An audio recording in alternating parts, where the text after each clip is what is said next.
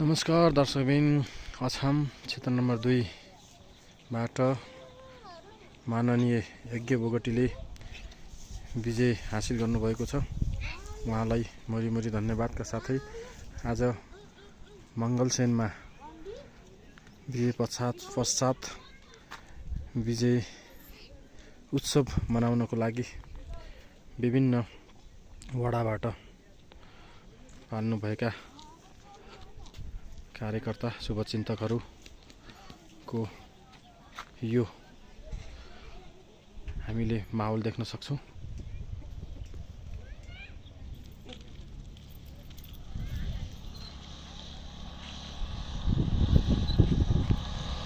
देख्न सक्नुहुन्छ